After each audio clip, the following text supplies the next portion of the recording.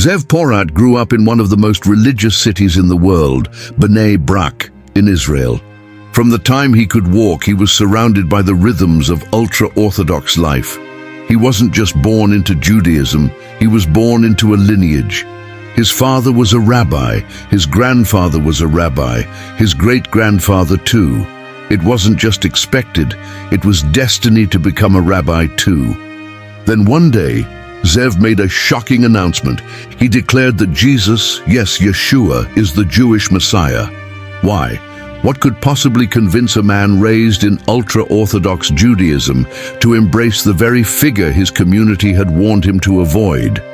It is even more shocking because it wasn't some emotional decision.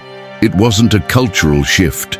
Zev says he found something buried in the Hebrew scriptures, something his teachers never showed him.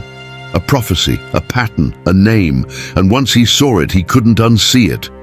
In this video, we'll tell the story of Rabbi Zev Porat, how he embraced Jesus as the true Messiah and the truth he found that his community had tried to bury. If you are new here, I invite you to subscribe. We reveal biblical and Christian truths like you have never seen before. Now let's start from when Rabbi Zev's crisis started. One day, Zev encountered something completely outside his world. A believer in Jesus who wasn't trying to argue, but simply shared a quiet challenge. If Jesus isn't the Messiah, why are so many prophecies pointing to him? It was a seed, a dangerous seed. Curiosity began to stir, not out of rebellion, but out of honesty. Zev wondered, what do the scriptures actually say about the Messiah? He'd read the Torah, the Talmud, rabbinic commentaries, but there were portions of the Bible he'd never really explored, sections that were avoided. One verse kept coming up, Isaiah 53. When he read it, it hit Zev like a thunderclap. But he was pierced for our transgressions, he was crushed for our iniquities. The punishment that brought us peace was on him, and by his wounds we are healed. Zev stared at the verse, he read it again. It didn't sound symbolic, it didn't sound historical, it sounded personal, present, familiar. Then he opened the Gospels, the crucifixion, the crown of thorns, the lashes, the mocking, a man pierced, crushed, punished, yet silent. In Zev's own words, it was as if the prophet Isaiah was describing Jesus in detail. But something bothered him even more. This chapter, Isaiah 53, is never publicly read in the synagogue. It's skipped in the Haftarah cycle. Why would the very chapter that sounds most like Jesus be quietly avoided? He began researching both Jewish and Christian views. Traditional rabbis taught that the suffering servant was Israel, the nation itself. But Zev couldn't ignore how specific the prophecy was. One person, innocent, voluntarily suffering, dying for the sins of others. He wasn't the first to notice. Even the respected Jewish scholar David Flusser once admitted, Jesus' ethical teachings and prophetic role are rooted in the spirit of Isaiah. Zev couldn't stop there. He kept reading and couldn't stop. Psalm 22, they pierce my hands and my feet. Daniel 9, the anointed one will be cut off and have nothing. Micah 5, whose origins are from of old, from ancient times. Page after page, prophecy after prophecy, it was all pointing in one direction, and that direction led straight to Jesus. At this point, when he was convinced beyond doubt, Zev had to break it to his family and confront his superiors about what he had found. He sat across from his father, a respected rabbi, a man he admired his whole life.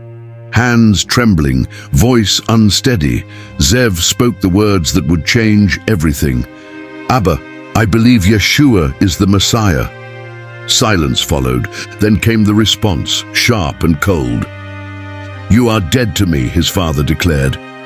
Zev's world collapsed. The man who raised him disowned him. His family turned away. Friends cut ties. His name was erased from community gatherings, from family circles. He was cast out, all for believing what the scriptures themselves had shown him. I lost everything, Zev said later, but I found the truth. No more synagogue, no more family Shabbat, no more identity in the world he'd always known. Zev could have walked away quietly. He could have lived in exile from his people, alone with his faith. But instead, he stepped into the streets of Israel, Torah in one hand, New Testament in the other, and started preaching. Not with anger, not with bitterness, but with hope. He began sharing the gospel on Israeli sidewalks, in cafes, through online videos and live streams, all in Hebrew. He quoted Isaiah, he quoted Yeshua. He showed his fellow Jews the very scriptures that had opened his eyes. In one powerful moment, Zev stood in front of a crowd and declared, "I'm still Jewish. In fact, I'm more Jewish than ever, because I believe in the Jewish Messiah." For Zev, faith in Jesus wasn't a betrayal of Judaism, it was the fulfillment of it. As Romans 11 reminds us, the gospel came first to the Jew, then to the Gentile. And in Matthew 5 verse 17, Jesus himself said, "Do not think I came to abolish the law or the prophets, I came to fulfill them." Zev's story is a reminder that Christianity didn't begin in Rome or Athens, it began in Jerusalem.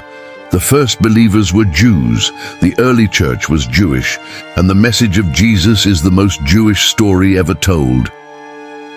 What Zev lost, God restored, and today his mission continues, one soul at a time. Now let me ask you, if a rabbi raised in the heart of ultra-Orthodox Judaism, trained from childhood in Torah and Talmud, looked into the Hebrew scriptures and saw Jesus, shouldn't we take a second look? Zev Porat wasn't persuaded by emotion. He wasn't pressured by outsiders. He simply opened the Bible, the very same Hebrew scriptures read for thousands of years, and found something that changed everything. Isaiah 53, "He was pierced for our transgressions." Psalm 22, "They pierce my hands and my feet." Daniel 9, "The Anointed One will be cut off." These aren't vague lines, they're specific, precise. And centuries before Jesus walked the earth, they were written down. This isn't just faith, it's prophecy fulfilled. And Zev put it best, Jesus didn't make me less Jewish, he completed my faith. So what if Zev is right? What if Jesus is exactly who the scriptures say he is, the Messiah, not just for Christians, but for all who seek the truth? Not a foreign idea, not a betrayal of tradition, but the fulfillment of it. Isaiah 53 is still in your Bible, Psalm 22, Daniel 9. They've always been there, waiting to be read with open eyes. What if you took the time to read them yourself? What if you asked, like Zev did, who is this pointing to? Whether you're a skeptic, a seeker, or a believer, this question matters. What will you do with Jesus? If this story stirred something in you, don't let it go. Comment below, what stood out most to you? Share this video if you believe stories like this need to be heard. And don't forget to subscribe for more powerful truth that challenges, inspires, and equips you. Because sometimes the truth is closer than we think. See you in the next video.